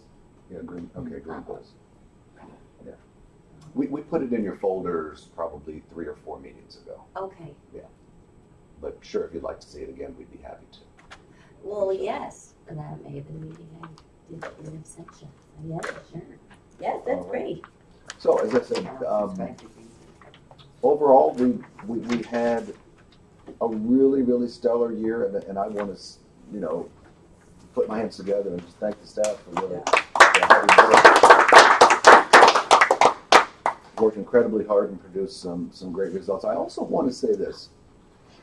What you're seeing in 18, I think, is really the result of DOEE's vision in allowing us to have a 5-year contract.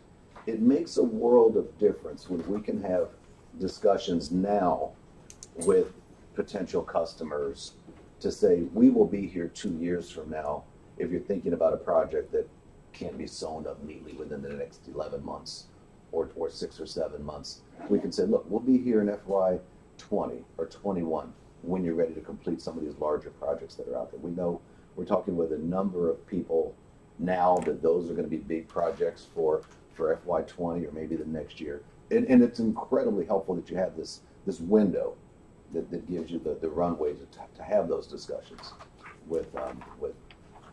and I thank DOEE for their vision in putting together this 5-year contract to really allow us to, and you know, we had some of those of you who were around here in FY12 and 13, you heard me sit up here and say, you know, it's difficult when you're trying to get into April and May and say, hey, what can you do by September?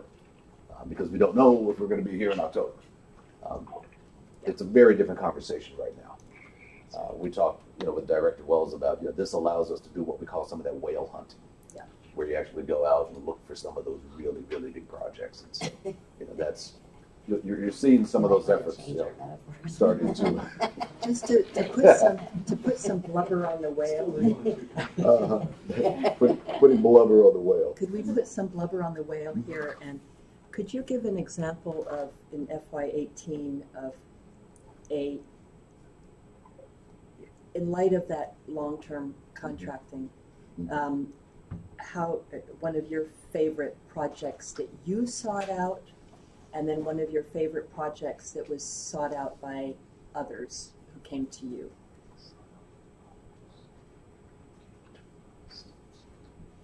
Let me take the first one. I don't know if I'm going to have a good example. Do you have proposals from potential? But we can't name customers per se. Okay. I'll just say this. There was the largest gas customer in the city. You would know what I'm talking about. But, you know, we've been working with them for a number of years. We approached them to say, you know, could we come and work with them, review their facilities, help them do some diagnostics. Some of the numbers you saw on the natural gas side were reflected in those projects that probably this discussion started, you know, a couple or 3 years ago almost, and now you're seeing these numbers in here. And is this a multi-year project? Oh yes, there'll be more. Yeah. So under the contract, I mean, this is the way you're doing business with them now is a function of the 5-year flexibility over a 1-to-1 year.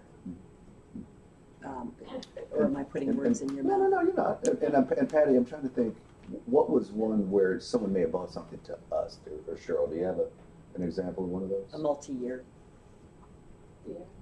Without naming the customer. A transportation.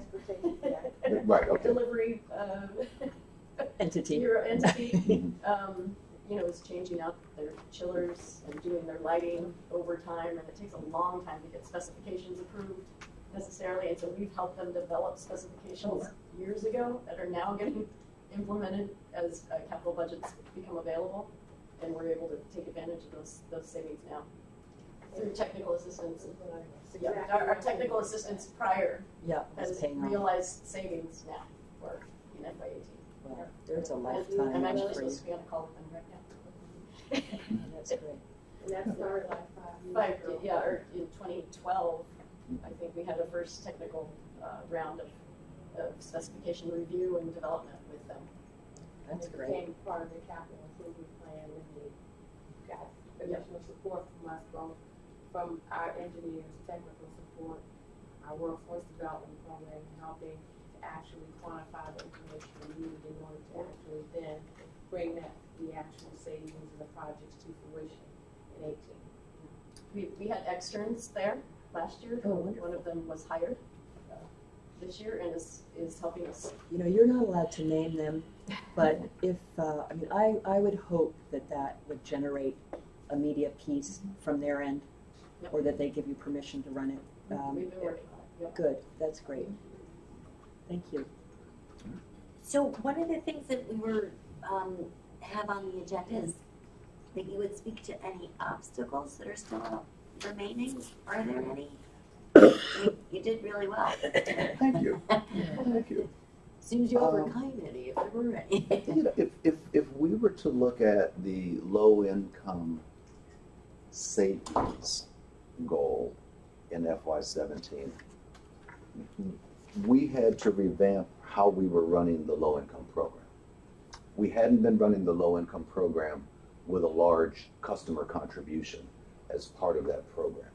So when we revamped it in 17 and launched it probably in February or March, April 17, we got results in, but for FY18,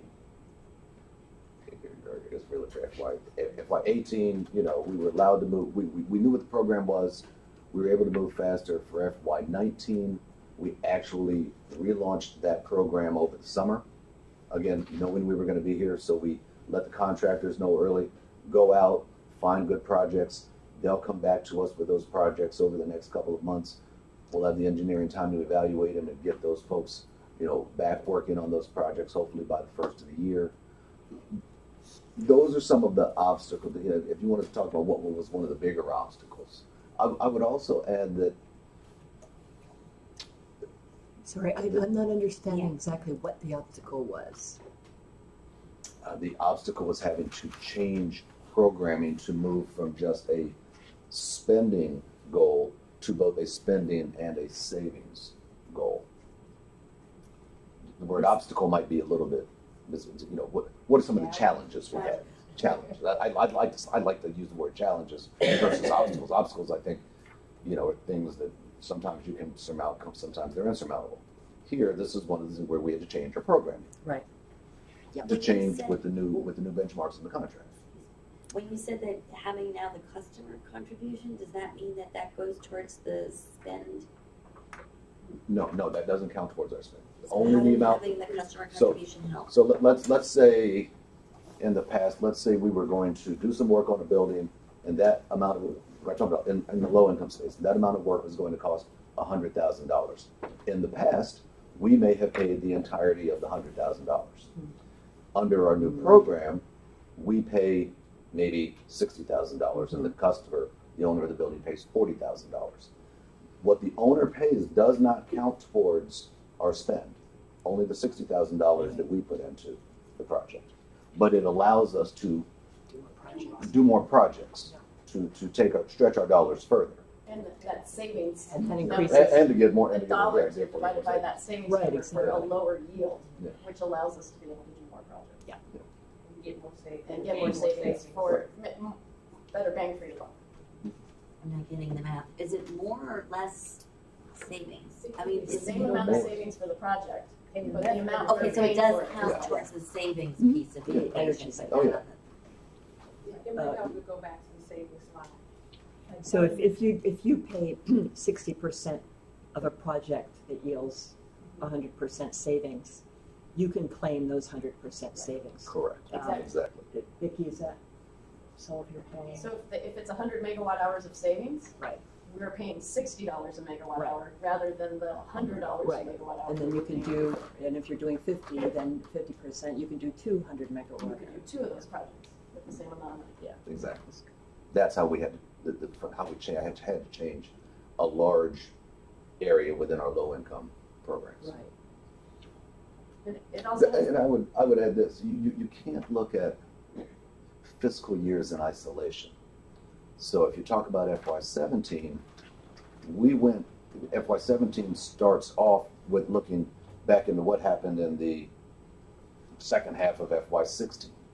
Okay, in FY16 we didn't know if we were going to have this contract. We basically stopped building pipeline. A lot of staff were uncertain about whether or not we were going to be here, and they left.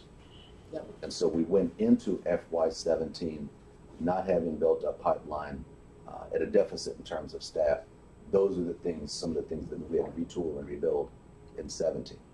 So another advantage of a 5-year contract is you don't go through that attrition every time a contract. You know, those ebbs and flows of staff not knowing and the uncertainty. It's much easier to hire staff when you're like, hey, we've got 3 more years here, versus saying, well, I don't. There are a lot of positions that we didn't backfill immediately, not knowing whether or not we would be here in 17. So let's have some obstacles here. This is no fun. You don't consider that an obstacle when 30% of the staff? No, that's an walks out the obstacle. door? That's an obstacle. That's an obstacle. But yeah, another obstacle. That's a huge obstacle. And you've clearly programs going gangbusters, so it's great. A continuing obstacle was just the symphony of all the different benchmarks, and trying to realize all the different benchmarks. Yeah, The same amount of dollars, even though. Yeah, I think what Cheryl is saying is very true. And let me amplify that. You guys have heard me use the word orthogonal probably too many times, pulling and tugging at 90-degree angles. The more money we put into, let's say, the workforce development program, is less money that I can put in the workforce development program might not necessarily get us energy savings. It contributes towards our green job goals. It contributes towards a relationship with a potential customer, but it might not get us energy savings that day. So that's less money I can put into a gas project or an electric project. Our base budget for the last 5 years has remained the same. That's money. Does I mean, leveraging external funds help? Certainly it helps, but again, Does that count to the amount that you're to leverage, that you're bringing outside funding? So to the extent that we bring in outside funding, like from PJM, we did our What I'm energy. saying is, let's say that you don't pay 100% of cost, the customer pays 20%. Does that 20% go to your Leveraging, no, that doesn't count towards leverage. But it Should can, but it can. Who determines? I think that's a great idea. I think it is a good idea. Because understand what we're doing here, if we were to go down that path, that leveraging number would exponentially Get increase. higher. Because, and then it would be difficult for you to determine what level of contribution you get from customers. So the incentive that you have for doing that otherwise, though, with the not counting, just means that you'll have more funds available to reach your goals. So you still have incentive there. Yeah. Okay. Okay. But you have, when you design the 5-year proposal, I'm having trouble squaring. I mean, these benchmarks are the undergirding structure, the underlying structure of the SEU. And so to meet those, and you're saying, and we've heard it elsewhere in this whole discussion today, that juggling all these benchmarks and meeting them adequately or addressing them adequately, it continues to be difficult. It's just difficult. I'm not completely squaring where the budget fits in. Difficult. Yeah, we're getting much better at it. Okay. You sat here through FY, forget 11, 12 or 13, Yeah. where we may have exceeded the maximum. There were six benchmarks. We may have exceeded the maximum. The toddler one, phase. maybe two. Yeah. Yeah. No, we're getting much better at it. Again, some of the things that we have worked out over the years with Dr. Locke, Dr. Lawrence, have really helped us move this contract again forward, and having the work be more impactful. I would say this, being known in the industry now versus a complete unknown 7 or 8 years ago is huge. It's huge. I went to a meeting with AOBA back in 2012, and they were like, who are you? What are you? We're not happy that all of this went down. We see this as, a lot of money out of our members' pockets. That sort of acrimonious relationship has now morphed into a very positive and productive relationship where they invite us over there. They say, look, these are some of the things our members want. We want to introduce you to more of our members so they can take advantage of your services. Those things are huge. Right. It's not a annual thing that you can measure in terms of what were the obstacles in 16 versus 17 versus 18. These are things that take time to develop. That's part of the historical maturity of the leadership team, and knowing how to, we have long established relationships now versus, both as far as being perceived as a technical advisor versus trying to get companies to participate with us. Yeah. I mean, if you had heard, AOBA back in 2012 or 2013 would have said, well, the SEU is a black box. Yeah. Things go in there, we don't know what happens. Yeah. And you don't hear those kinds of comments hear that. anymore. Yeah. I know you did. Yeah. I heard it too. Yeah. So, and I'm not going to say they were so wrong. I mean, we had to improve our processes and the way we handled our work.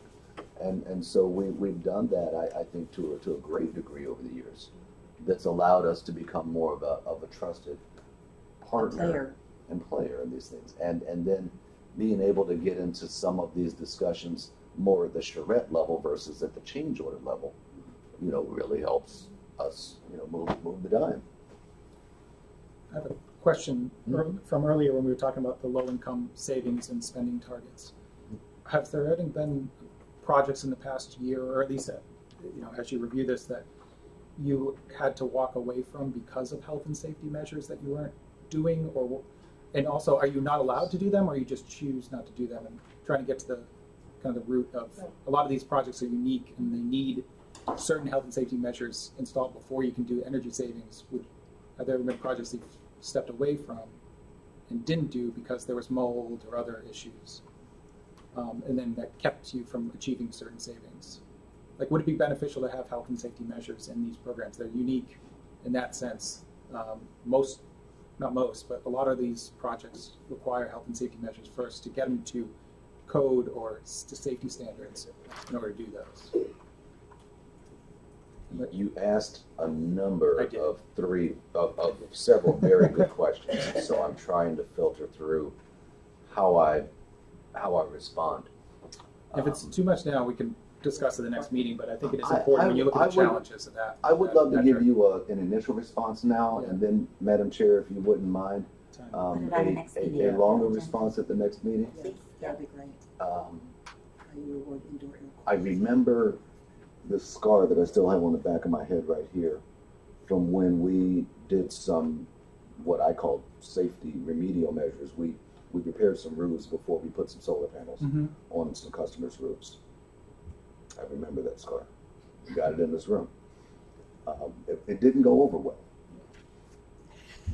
at all. And now solar for all incorporates. I know, and it's one of the reasons that I argued, that should kind of be incorporated in the solar, but that didn't go over well when we did that. I would not say that we are generally set up right now to do health and safety measures, because I don't know that we've looked really in depth at that, but I would want to go back to the office, talk to our low income program managers, because in response to the top line of your question, are there projects that we don't do that come in the door? Yes, absolutely. And then I think you're asking an underlying question, which is, and why do you walk away from it? Is it because it's not cost effective, because there are health and safety measures involved? Fill in the blank, on out. And so I would love to be able to come back at our next meeting and say, okay, these are some of the reasons why there are some projects that we, had to turn down. So let's put that on the agenda for the next meeting. And along with that, sorry, but there. No, I was just going to say, we were going to have a 1 hour meeting, but it's been a very productive, nearly 2 hour meeting.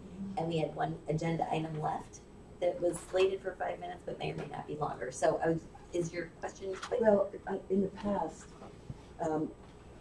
we've heard from SCU about leveraging other agencies' involvement to solve some of these problems. So that I could think be for the next. if that could be added rolled into the presentation. And I'm sorry she just left the room, because Cheryl has set up a program for us called Refresh the District, and that's exactly what we're seeking to do. So if that That could program, Refresh the District. That's a great. And it's exactly what we plan to do. Leverage the assets of some other different. So let's hear about that too. Right. So as an action item for next time, just please. And then Vicki, just left over from your presentation, Ted. No, that was the last. Yeah, I'd like to know, how is technical assistance rewarded under the contract? And that can be left to another time, but I'd like to know how that's rewarded, how SEU is rewarded for technical assistance, if it's more amorphous than dollar, and how you track that. Okay. What do you mean? Our engineering help when we work with a customer and help them engineer an energy efficiency solution. Right. That's what you're asking. Or us with we that, tell them that it's not a good idea Right. and to not do it. and or if you work with an unnamed agency on methodology, I mean overall, and they adopt it, and it creates savings. Imparting. That's always been part of the administrative expense. Because often, sometimes the most effective inputs are actually not dollars. Dollar denominated. We're not gonna take it. I mean, it can be a longer conversation, but if you can't measure it, otherwise. No, that's part of the conversation. Yeah. I just wanted to know, having worked in development for a whole 30 years of my career, it's one of the questions that comes up everywhere. Thank you. I'm going to Thank turn it you. over to Dr. Long for the last. Thank you very much. It was really helpful.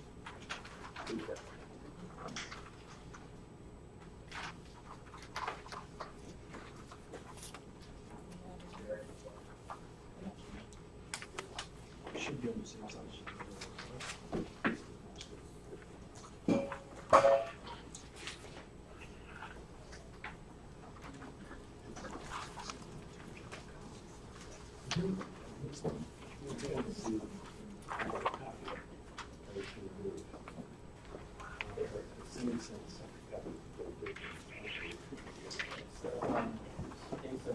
It's like the U.S. government runs over the internet and the privacy of the public.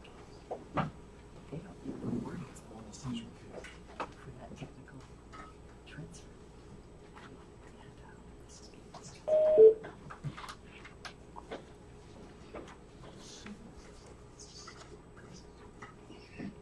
While I'm pulling this up, we did put a copy of the presentation in your folders. What we try to do here is just provide a breakdown of the DCSU expenditures over FY18, and then do a small comparison between FY17 and FY18. So in your folders, we break it down, of course, by month, the expenditures.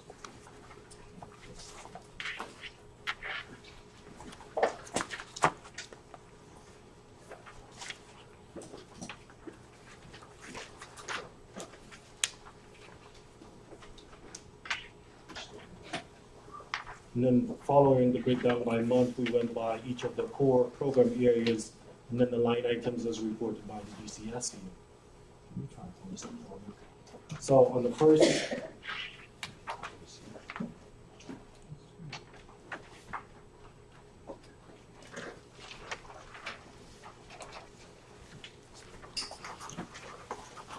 so the first slide, you can see that August and September are usually the largest expenditures month, which is kind of typical of the DCSU operation, given the time it takes to ramp up and to get new programs in place and new projects completed on a fiscal year basis.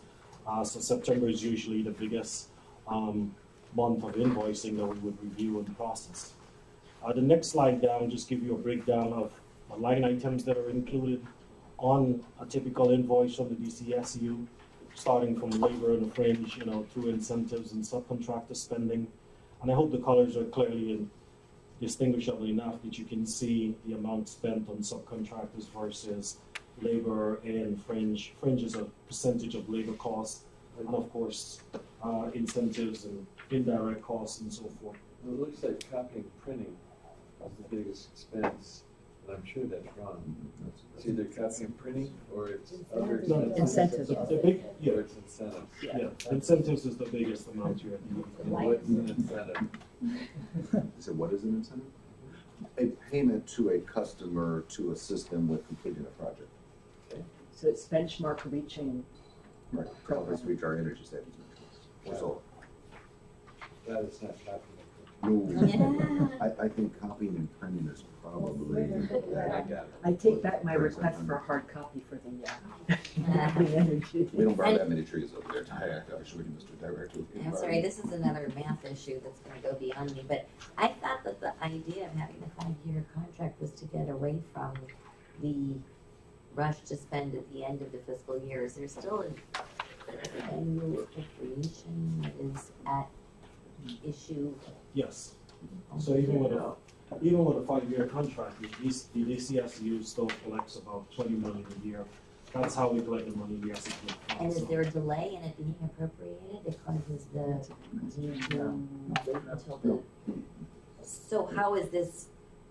Maybe it doesn't matter, but how is this monthly expenditure smoothing out now as a result of the 5-year contract?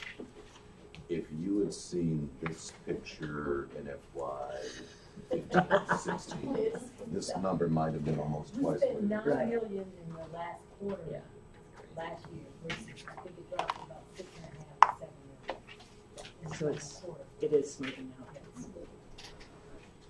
So next year we should see it even smoother, or not. Thanks. Thank you. Lance, what's the percentage of the incentives that we've known? And just doing the math quickly, is that roughly like 40%? Well, if it's loaded, it's about 50%. Yeah. Around there. It's about 40% of the total cost. Total budget or cost? Yeah, usually like an incentive ratio, incentives to non-incentive costs. It's helpful. Oh, right. Benchmark. So the next slide down just gives you a breakdown by what we call the core market sectors here that the SEU kind of bundles their program offerings under, whether it's renewables or residential services and CNI, to give you a breakdown of how spending took place across those 4 categories. Lance, are there any affordable, substantial low-income tranches that fall under CNI, or is it pretty much? No, the low income would be primarily in the residential space. Okay, thanks. The next slide down kind of gives you that comparison between FY17 and FY18 in terms of the spending. So you can see that, as mentioned earlier, last August we did have a very huge invoice come in versus what we've seen in August of this year.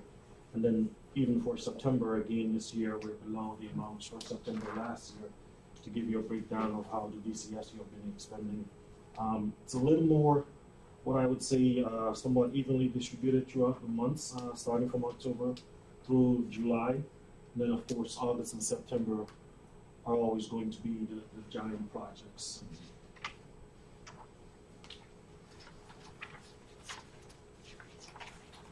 The same thing can be said in terms of expenditures by the core areas where you can compare spending, on renewables from 17 to 18, which has been just about steady. CNI, as you can see, has a huge jump in FY18 over FY16 expenditures, 17 expenditures. One of the things that we weren't unable to do at this stage was kind of correlate this back to the increase in savings that we've seen across the areas. That is going to be captured once we get to the EM&V stage of savings across each of these sectors. We did not receive that information as yet from the SEU. Okay. That'd be really helpful. I was just thinking about how you show like the spend in some of these graphs that Ted presented earlier, what the buildup of by sector would be based on the savings. Where's the savings coming from? Yeah, we'll have that for you by the time we get to drafting the EM&V. And support programs, what characterizes support programs? Support programs, as Ted just mentioned, a classic one would be the workforce development program, the externship program. That's spending, again, to help get some green jobs and maybe savings from projects coming out of those relationships that are built through the externship program. The next two slides we can kind of skipped over. I had just simply put these two in to give you a sense of how the performance rolled out with all of that spending. The second to last slide kind of aligns performance with the contract to show where they are in terms of the 2-year benchmarks. Wait, can you skip that? Whoops. One slide out. Okay. This is not moving now. But that slide, just for folks in the room purposes, in terms of renewables, the electric and natural gas reductions, the contract requires the SEU to achieve a certain minimum and maximum mark by the end of year 2. This slide clearly shows that they've exceeded both of those minimum and maximum marks for year 2, and it also gives you, a numeric figure in terms of the slide that Ted showed earlier, what the actual accomplishments are over the 2-year period. So when we mention 87% on the renewable energy goal, you can see clearly they have a little over 4 megawatts on a 5-year megawatt target.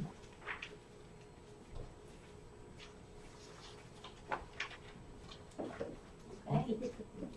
Any questions? Is anybody we know? Lance, this is Adrian. Can you make sure I get a copy of that, please? Yes. Thank you. Okay, anything else? Anyone? Okay, get your text in. Meeting adjourned. Thank you. Thank you.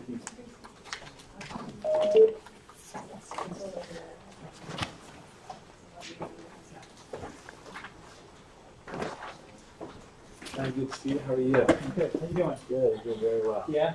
Okay. Hi, Tommy. How are you doing? Yeah, I'm doing great. Thank you. Good.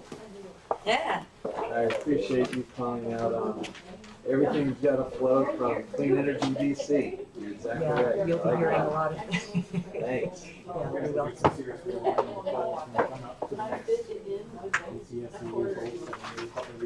Yeah. I agree. Yeah, you're exactly right.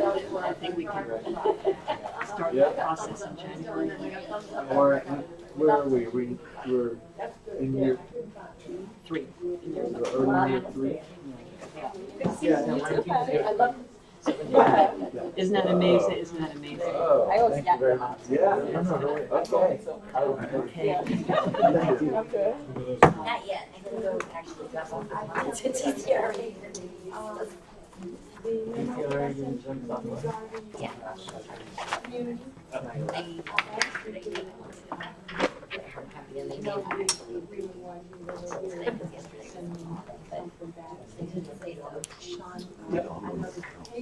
You're on the energy services part, or are you in the Washington Gas? Washington Gas. I have to be in Washington Gas. Yeah, I thought so. Yeah, because I have to be For me, it's employed. Washington Gas Energy Services. Yeah, and that was the impetus of us moving. That was, I thought, I was revisiting what you said.